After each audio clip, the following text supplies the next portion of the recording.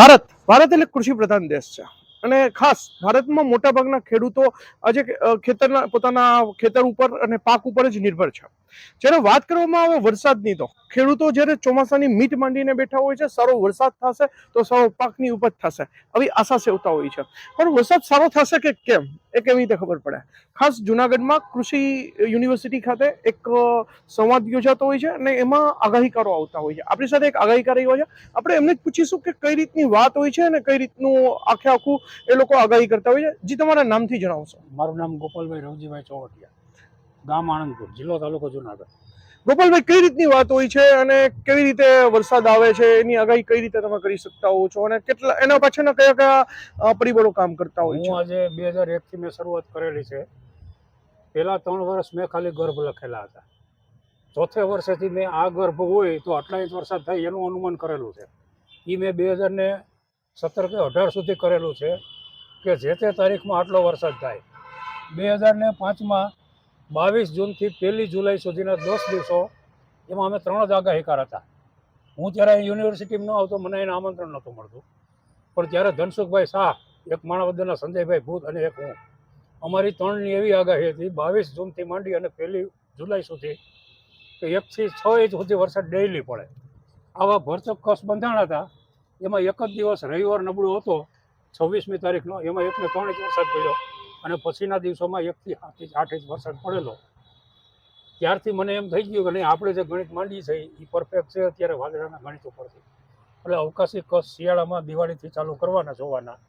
આગળના જે 5મા મહિનામાં આવતા હોય કૃતિકામાં, એ બધા માવઠારૂપી ગણવાના. આ યુનિવર્સિટીનો નિયમ એવો છે 10 જૂનથી 10 ઓક્ટોબર સુધીના ચોમાસાના દિવસો ગણવાના, આગળ પાછળના માવઠામાં ગણવાના.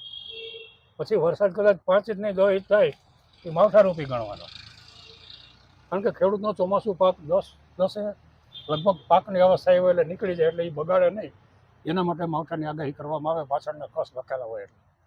જે રીતે વાત કરવામાં આવે આગાહીની, તો એની પાછળ ખાસ જીવસૃષ્ટિ, વનસ્પતિઓનો પણ કંઈક ભાગ છે, પશુ પંખીઓનો પણ ક્યાંક ભાગ હોય છે અને આગમચેતી આપતા હોય છે, આવું પણ કહેવાય છે. તો એ બાબતે તમારું કઈ રીતની વાત છે? વનસ્પતિના લક્ષણોમાં દિવાળી પછી પેલો આંબાનો મોર ક્યારથી ફૂટે અને કેટલો લાંબો ગાળો હાલે, પછી મોર કેટલો ફૂટ્યો એમાં કેરી કેટલી ઉપડે, કેરીનું જેટલું ઉત્પાદન થાય એ પ્રમાણે ચોમાસું સારું થાય.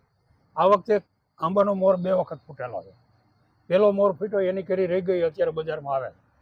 બીજો મોર ફૂટ્યો એની કેરી હજી પાછળ છે. વચ્ચે 15-20 દિનનો ગાળો આવ્યો હતો, ઓગસ્ટ મહિનામાં કદાચ વરસાદની ખેંચડી. આશ્લેષા નક્ષત્ર છે ને એ નબળું બતાવે મારા હિસાબમાં.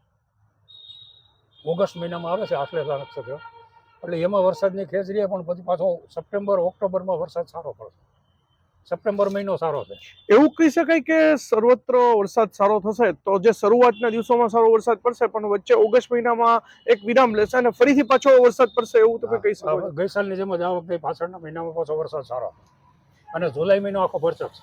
જે રીતે પક્ષીઓને પણ ક્યાંક ને ક્યાંક આગમચેતી આવતી હોય છે, પક્ષીઓની અંદર પણ કંઈક સિક્સ સેન્સ હોય છે. તો ચોમાસામાં ટીટોળી અત્યારે ઈંડા મૂકે આખરમાં. ટીટોળીના આ વખતે મેજોરિટી 4 ઈંડા છે. એક જગ્યાએથી 5 ઈંડાનો ફોટો આવ્યો હતો. ગોંડલ તાલુકામાં એક ભાઈ મૂક્યો હતો 5 ઈંડાનો ફોટો. પણ ટીટોળીનો નિયમ કેવો છે, 5 ઈંડા મૂકે કે 4 ઈંડા મૂકે, બચ્ચા કેટલા ઉજેરે ને એની ઉપર ચોમાસાનો મદાર. આ વખતે 4 બચ્ચા જોવા મળેલા. તો ચોમાસું સારું થાય એવું અનુમાન છે, કારણ કે એ લોકોને અગાઉથી અગમચેતી મળી જાય કે આપણા જે બચ્ચા છે એને ઉછેરવા માટે ચોમાસામાં વરસાદ સારો થાય તો જીવાત મળે તો એનું બધાનું પેટ ભરાય. પછી બુલબુલ છે, બુલબુલને આ વખતે 3 ઈંડા 4 ઈંડા જોવામાં આવેલા છે. એ અત્યારે હોય 2 વખત બુલબુલ ઈંડા, એક અત્યારે હોય, એક 7મા મહિનામાં હોય.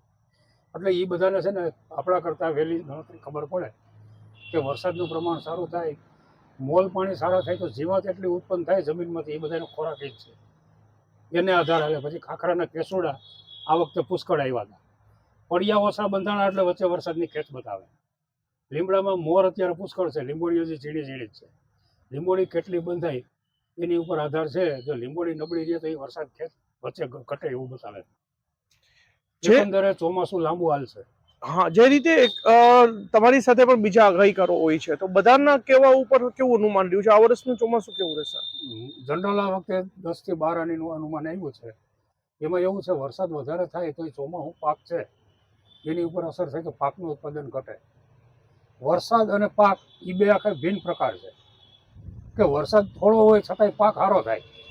જેમ કે 2002માં વરસાદ, મારે આણંદપુર ખાતે અમારે ત્યાં જુનાગઢ પાણી પુરવઠાની ઓફિસ છે, ત્યાંથી પાણી આવે ઓજતમાં, ત્યાં આણંદપુર, તમને ખ્યાલ હોય તો. હવે એ લોકોએ ત્યાં ઓલું રેન મીટર મૂકેલું છે.